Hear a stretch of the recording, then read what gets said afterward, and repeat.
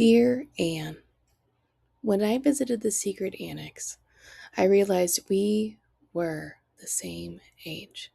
I remember standing in those rooms, trying to imagine what 14 felt like for you compared what 14 felt like for me.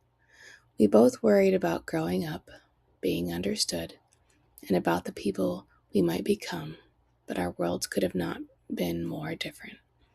At 14, I was able to leave my home, go to school, see my friends, and imagine a future without wondering whether it would be taken from me.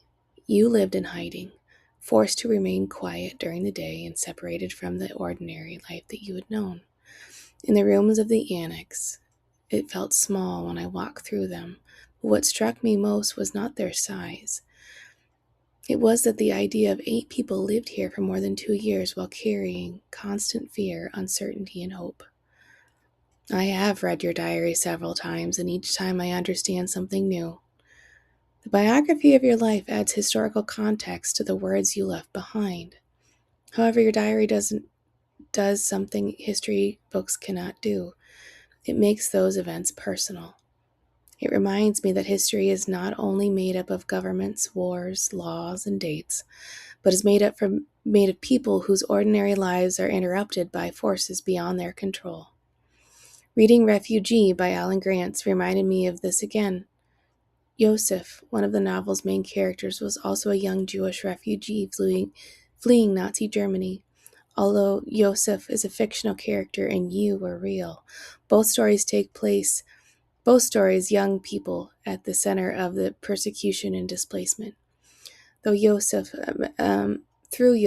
readers imagine the fear of leaving home, being refused safety, and realizing that adults and governments may fail to protect children.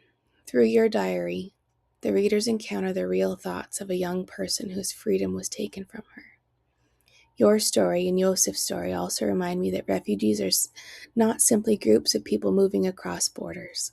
They are children and parents and siblings and students and families trying to survive.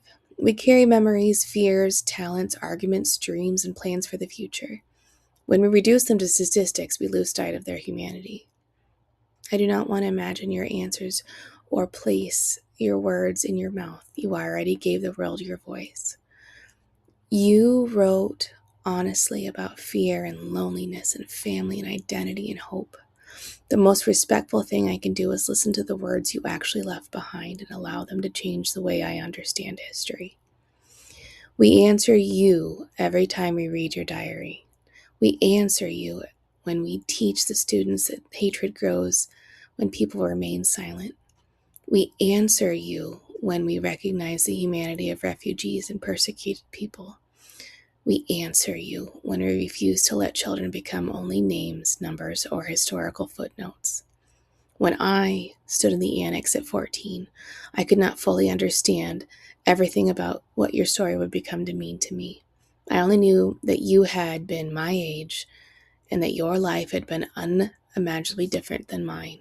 Years later, as a teacher, a mother, I understand the weight of that realization more deeply. Your life was interrupted, but your voice was not erased. We are still listening. Sincerely, Melissa.